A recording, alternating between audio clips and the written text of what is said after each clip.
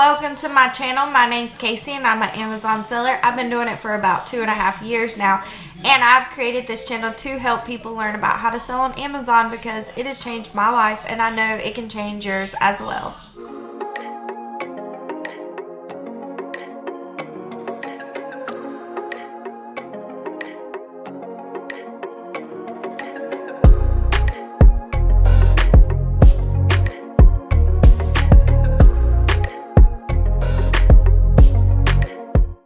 I hope everybody had a great week. It is Memorial Weekend coming up. I hope you got some great plans where I live.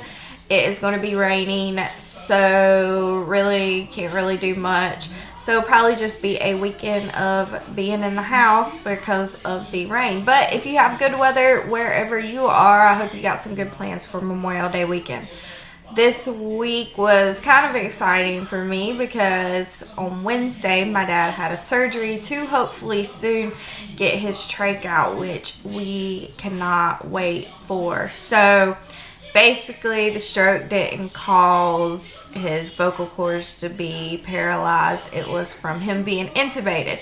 So anytime you're intubated for long periods of time, you have a risk of damaging your vocal cords.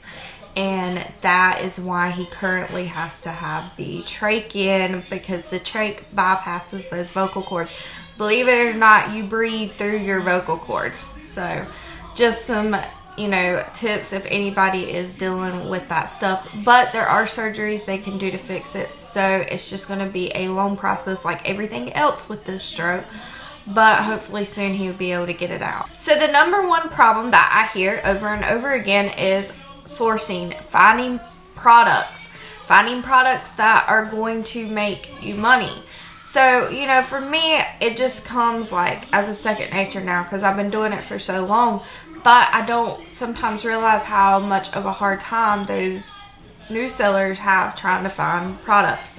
So this video today is going to be all about sourcing. It's going to be tips on sourcing. I'm also going to show you products towards the end, what I actually find. So let's go ahead and get into the video today. Okay, first off, there is two ways you can source.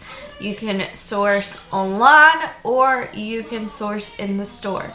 Online arbitrage, retail arbitrage. So you choose which one works for you the best.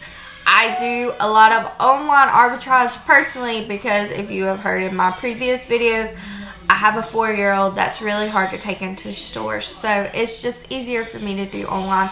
Plus, I can source any time of the day. I don't got to worry about the store being closed. I can sit on my couch at night and source, so I enjoy that part of it.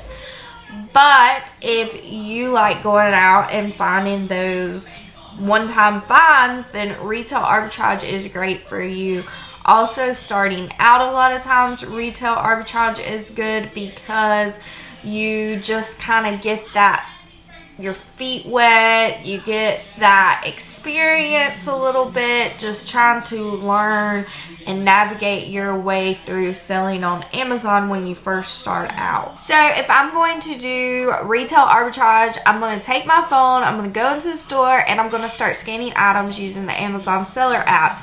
So if you are confused on that, you can check out some of my previous videos. I show you how to use the app and how to scan the items. It's just basically that little camera button at the top of your app, and you can scan the UPC and see if it pulls up the item. If it don't pull up the item, then you can scan the actual item, like the picture of it. Just focus it on there and it should pop up the item. If I'm going to do that type of sourcing, I'm going to go to a lot of TJ Maxx, Ross, Marshalls, because places like that do not have a online website, basically. So whatever you get there, you're going to get right there in the store. People cannot order it online. So that is why those stores are good for retail arbitrage. Also, any kind of clearance aisles are good for retail arbitrage, because that clearance stuff is usually not online either. So the online part of it is going to be more of those everyday items that people just really need, and they're going to pay that crazy high price for it. So a lot of my online items are not clearance items. They are just regular priced items. because people want the convenience of Amazon. That is why they order from Amazon, for the convenience. So that is kind of the difference in those two. Of course, you can find clearance items online too, especially around Q4. All the toys start going on sale. But I'm telling you this because you don't have to find clearance items. 90% of my stuff isn't clearance items. So don't think that Amazon is just a clearance item deal. A lot of times Amazon too, if you see something that is a really good profit, it's because it's harder to find. So in that case, a lot of times I will source for it online, do the online sourcing, and then I'll be like, okay, where do I get it at? And then I see, okay, I can't order it online, but my local Walmart has 5 of them. So let me go and pick those up real quick, because they're just making such a good profit because they are actually hard to get your hands on. So there's that also. Now those ones that are just easy to order and you can just get very easy, those are going to be the ones that are not such a bigger profit margin, but they're going to be that stuff that sells really, really quick. So you just have to kind of decide what route you want to go and learn what route maybe works best for you. What do you want to put your most knowledge into? So when it comes to online sourcing, I use BuyBot Pro. There are also other platforms out there like Seller Amp. Me personally, I've tried Seller Amp and I just didn't care too much for it. I like BuyBot Pro better. They're all around the same price, so you just got to try them out. Most of them got a free trial and you can see which one you like. For me, I just like BuyBot Pro because on the Amazon webpage it shows you all the information and it was just easier for me. So there is also tactical arbitrage, which if you've been doing this for a little bit, a lot of people has heard of. I have had tactical arbitrage at one point. Tactical arbitrage is kind of pricey. It's $100 a month. So you have to justify that. I mean, you need to justify. You need to find at least, 1 or 2 items that's going to make you $100 a month so that you can keep that platform. The same goes with leads groups and leads list. If you can justify, if you find one product off of that leads group, leads list that makes you that money for the month to pay for itself, then it's probably worth it. So just a FYI on that. For me, tactical arbitrage was not worth it. I did find some stuff, but just not enough to justify that $100 a month. There are YouTube videos out there, plenty of them, explaining tactical arbitrage if you are interested in that. One day I might do one, but that means I would have to download it again. So just right now, probably not, but eventually in the future I might, and explaining it. But if you're interested in that, that is basically a platform that it pulls similar items from Amazon and from like Target, Walmart, whatever website you choose. And it like kind of tells you, okay, this is selling for this on Amazon, making this much money. It kind of pulls items for you that you can go ahead and look at instead of having to go to the website and sit there and scan each item. So that is why some people like that option too. For me, I found that a lot of times it wasn't the same item. So whatever item tactical arbitrage was pulling up on this website wasn't the same listing on Amazon. So you have to be very careful about that too.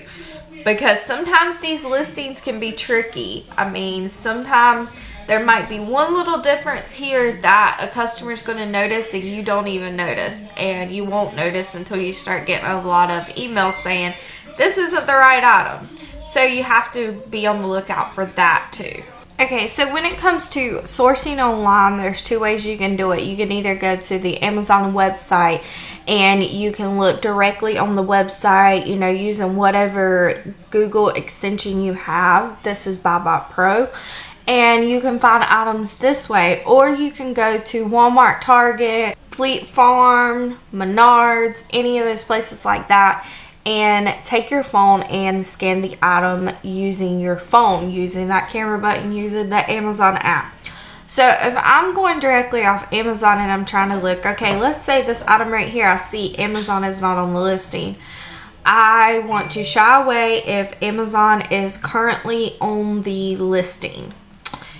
Of course, if they jump on and off, then I might get on that listing, because when Amazon's off, you have the chance to get those sales.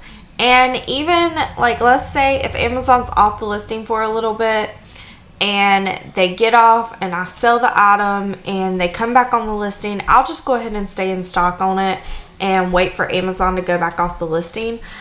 And you know, the case where I'm actually sourcing for products, I'm just going to go ahead and bypass those ones say sold by Amazon. So like this one right here, the sales rank is 334. So let me go ahead and say with the sales rank, you know, you can go off percentages. A lot of people go off percentages. Me personally, I do not go off percentages. I know some people say 1% BSR, but I do not go off of that. I go off the number strictly. So if it is below 100,000, okay, then it's all right. If it's below 50,000, it's even better. If it's below 10,000, it's gonna sell like hotcakes. So that's something I definitely want to look at. So I go more off of that, what's that number, than that percentage. So if I can see this one is 334, that's a really good sales rank, of course. So I'm gonna click on the item, and I am going to copy this up here, what it is.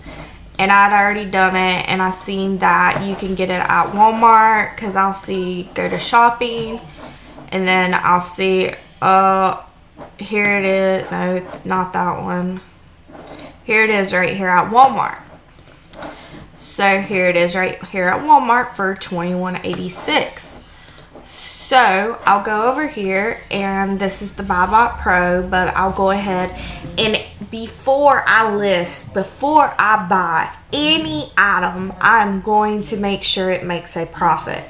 So I do merchant field. So I'm figuring this out merchant field, and I have to go ahead and factor in how much I think shipping's going to be. So this item right here is going to be over £1. So I'm going to go ahead and say that it's going to be about $9 to ship, because it's going to be anywhere from that $8 range to that $13 range.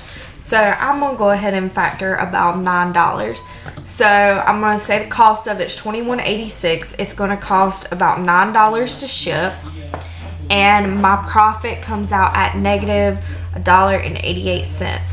So this item right here, I would not buy, I would not list. So this is why I say you have to make sure it makes a profit before you buy or list the item.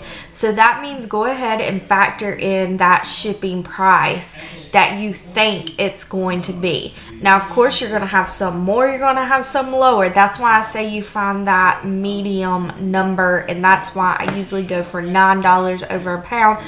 Under £1, I will go about $5. So with this also, I can see I can obviously see that Amazon's been on and off, and it looks like the price is it looks like the price is normally higher. So for some reason right now it's just low, but the price looks like it normally goes higher. So that would not be a good item though currently. Let me go ahead and say before I get to the next product that if you are starting out and you just can't sell anything, nothing's selling, or you can't find anything, you know, all on the lines of that, the profit and the products are out there. There are many sellers doing it.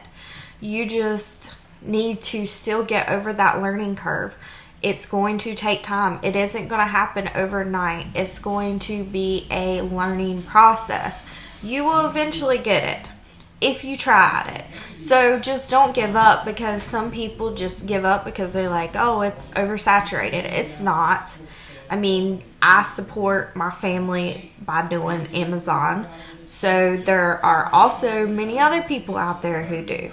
So the products are out there. You just need to learn and get more experience on how to find these items. So this item right here, for example, I have found, and the buy price for it is $8.36. It's selling for $30.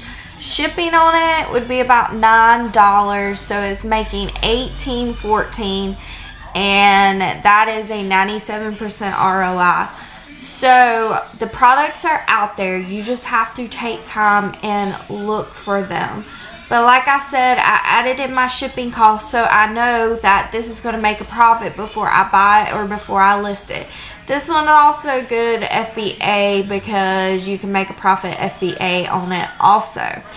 Products like this is what I find, and I post into my Facebook group. If you are interested, it is $69 a month, and we do Zoom calls. Like this week coming up, I am doing a research Zoom call where we're going to research products as a group. And we also do other Zoom calls, just basically asking questions and stuff. And I post leads all the time in there. You know, usually I do it about 3 days throughout the week, 3 to 4 days throughout the week. And I post like 2 to 3 to 4, sometimes even more at a time. So if you are interested in that, the link is in the description in this video. So here's another thing I was going to show you real quick. You just have to be careful with. So if you look at this listing just from like a regular view, you don't click on the listing, all you see is Pepperidge Farm gingerbread cookies, 21 ginger cookies, 5-ounce bag. So it's going to be that one bag, okay? Well, when I clicked on the listing, it said a 24 pack. So obviously this person's selling it at $12.40. They think it's just one bag. It's not the 24 pack. So you're going to get those customers that are like, wait, it said 24, and then you're not even going to realize it because it didn't say it until that 24 pack. If I scroll down, see, it's all over the place. Like this says I was supposed to get 3 packages for $12.78. I only received 1. Could be also, I don't know what it's going off of really, but I would stay away from a listing like that because of that reason. Okay, let me show you another thing to be on the lookout for. So with variations, there's always listings that has different variations on it. So let's take this listing for example. So you can see there's a bunch of different variation. Iced animal cookies, ice, there's a pack of 3, a pack of 12, a pack of 20. So there's all these different variations on it. So like let's take this pack of 12. If I go down here and I look at the seller's rank, it's 28,000. Okay, now let's go and do the same thing for the pack of 3. Let's see what its sales rank is. Okay, it is 28,000 too. So when it comes to variations, don't always think that that one certain listing is the one that's selling. So this one might never sell, and this one might be the big seller on the listing that's causing the sales rank to be at 28,000. Another thing is to check Keepa to see if it is the one selling. See this graph compared to this graph. So those are just some little tips to be on the lookout for when sourcing items. Alright guys, so that will be it for today. I hope you learned some great tips about how to find items to sell on Amazon.